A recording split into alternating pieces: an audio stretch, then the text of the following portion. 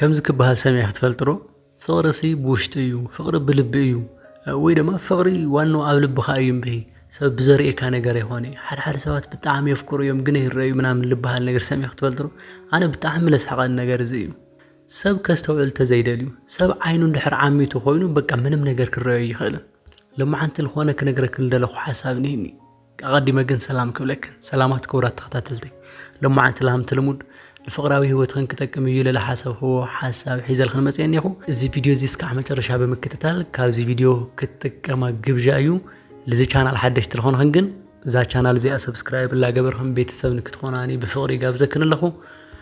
لما عن تحيز الخدمة مساخو حساب كاب حق إني أفكاري كاب نايم ما أفكاري ترييوم ملكتات كنغرك يا مكناتهم لومي كل سو مدناغري كل سو اچورواري كل سو بافو دلالي ابل خونلو غزي حقኛ فقري فليخا مفلات عبي طببن عبي بلحاتن سلازخونا سلازي يفكرك يزبلك كل مفكري خكام زي خونا نكتفلت يدليا انم سبك عشيكي سلازي يدلي تفلطيوم لغباك نغر انا كنغرك يا سلازي اتي بلبو لفكرسا وي دما نايمان زفكرسا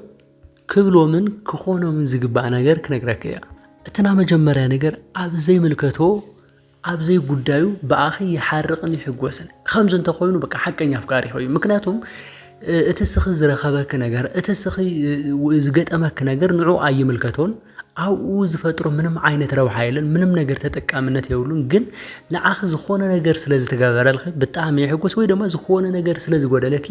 በጣም ይሐዘን እዚ ዘፍቀረ ሰብ ባህረ ጥራይ ሓደ ሰብ كنغرك بولكو زتقمو ነገር بولكو ዝርبحو ነገር አብዘይ ብሉ ሰዓት በምንም መንገዲ በአኸ ከሐጎሳ ይخلن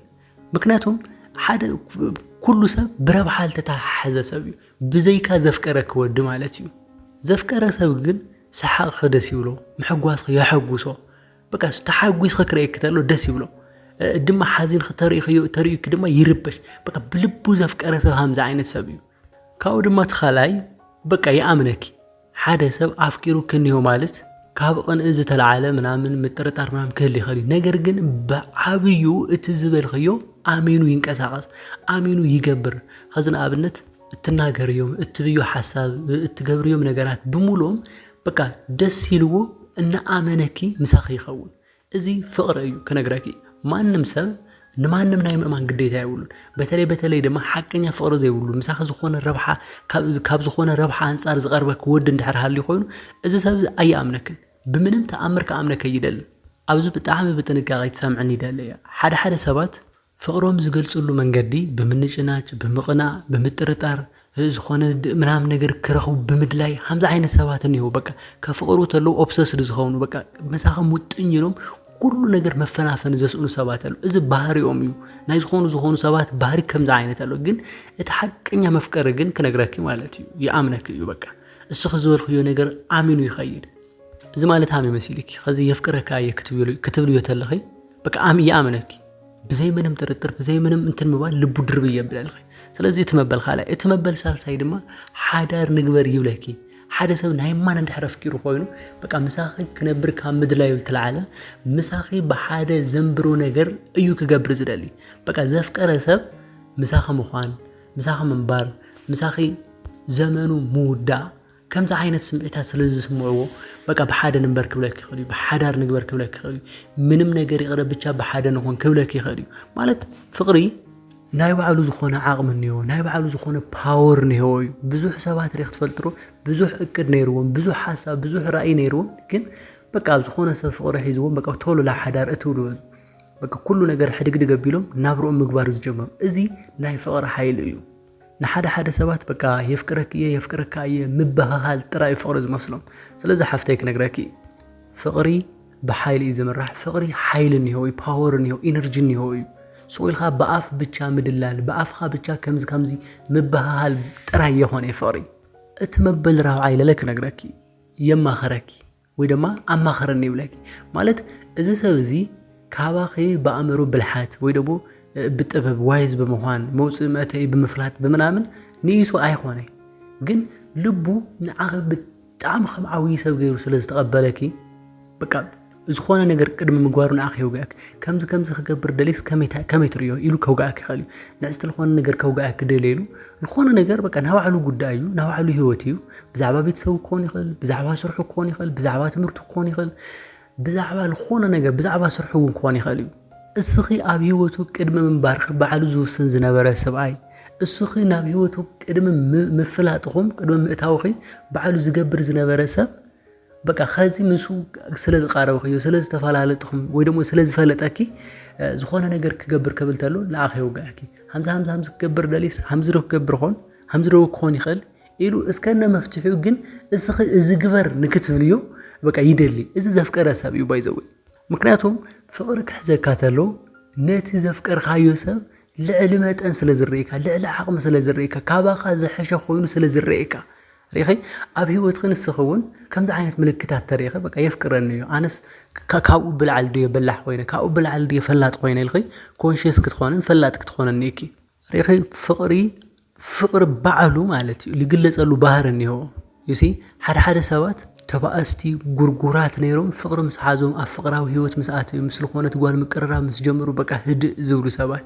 ترقق زورو سبات ويدما بقى سويلو منم قوم ነገር ዘይብሎም ዝነበሩ ሰባት አፍቅሮም ሰዓትዩ ሓያል ናይ ስራሕ ሰብ ዝኾኑ ሪኺ ፍቅሪ በቃ ባህርን ይሆ በቃ ማንንም ሰብ ክሽውደልክ አይትፍከዲ ፍቅሪ ናብ ባዕሉ ዝኾነ መልክዕ እንዮ ናብ ባዕሉ ዝኾነ ልግለጸሉ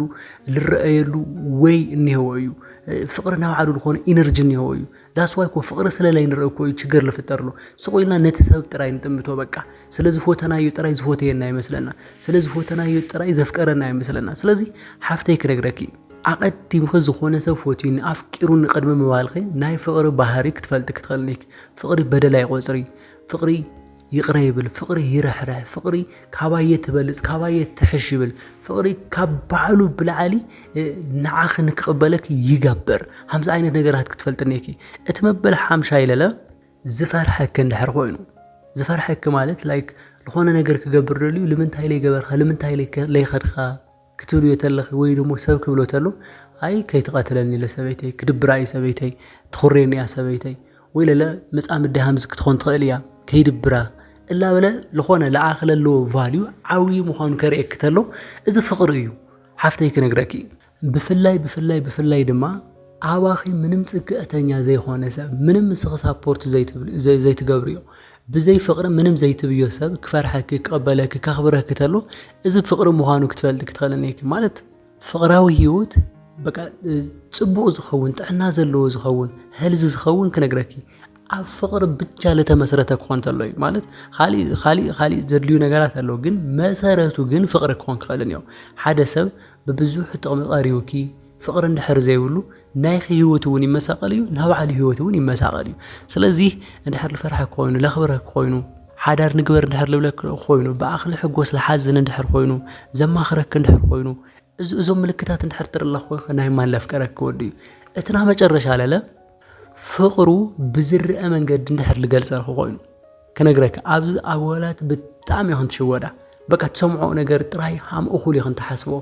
ጓል ናቹራሊ ተሰምዖ ነገር ያትወቲ ምስማዕ ያትወቲ ይፍቅረክ ኣነ ኩብለይ ባኻ አይነብሪ ስኺኽና ናይ ህይወቴ መሰረት ናይ ምንባሬ ሚስጥር ስኺኺ ምናምን ላበለ ወይ ደርፍታት ላጋበዘ እዚ ደርፊ ኣብ ርእስኺ ሚኒንግ ንክህልዮ እናገበረ በቃ ፍቅሪ ይመስለኪ ግን ፍቅሪ ካው ብልዓል እዩ ከነግረኪ ዝርአ ነገር እንሆ እዩ አክሽን ይደልዩ ድርጊት ይደልዩ እንቅስቃሴ ይደልዩ ስለዚህ ሰብ የፍቅረክ ይብለከሞ ግን ጠብ ዝብል ዝርአ ነገር ይውሉን የፍቅረክ ይብለከሞ ክትባአሱ ተለኹም በቃ ለአኽ ምሕረት ለይውሉ ሰብ ይኾነኪ የፍቅረክ ይብለከሞ ኣብ ዝተባአስኹም ጊዜ ከመይ ከም ዘመናጭቀኪ ከምዛ ዓይነት ነገራት ተርተለኽ ከነግረክ ኮምፕሊትሊ ዝፍቅር ይውሉ ሙሉ በሙሉ እርግጠኛ ሆይነ ከነግረኪ ዘፍቀረ ሰብ ሃምዛ ይኾነይ ዘፍቀረ ሰብ ብፍቅሪ ዓርሱ ይገዝዩ ብፍቅሪ ውሽጡ ይግዛዩ ብፍቅሪ ልቢ ይግዛዩ ስለዚህ ሃምዛ ዓይነት ምልክታት ተርተለኺ በቃሉ ብቻ ሃም ተደለለኺ በቃሉ ብቻ ሃም ትሽወድለኺ ከነግረኪ ይደልየ ፍቅሪ ድርጊት ይደልዩ ፍቅሪ ብዝርአ መንገድ ይግለጽ እዩ ስለዚህ ዞም ምልክታት እንድሕር ትሪላ ኾንከ ናይ ማን ዘፍቀረክ ወድዩ እንድሕር ላይ ኮይኑ ግን ዝኽሉ የፍቅረክ ይልበለኪ ወይ ደማ ናይ ዕንበባ ውህብቶ ዝሃበኪ ዝጋበዘክ ኩሉ ዘፍቀረኪ አይኾነይ ናለማዓንቲ ሓሳብ እዚ ነይሩ ክሳብ መወዳእታ ምሳይ ስለል ፀናሕክን ይቀኒየለይ እዚ ቪድዮ ዘንድሕር ጠቂሙክን ኮይኑ ላይክ ሼር ምግባር ከይትርሳዕ ለዚ ቻናል ሓድሽ ትልኾንክን ግን እዛ ቻናል እዚኣ ሰብስክራይብ ላገበርኩም ቤተሰብ ንክትኮናኒ ብፍቅሪ ጋብዘክን ኣለኹ ኣብ ልቕፅል ቪድዮ ክሳብ ንራኸብ ሰላም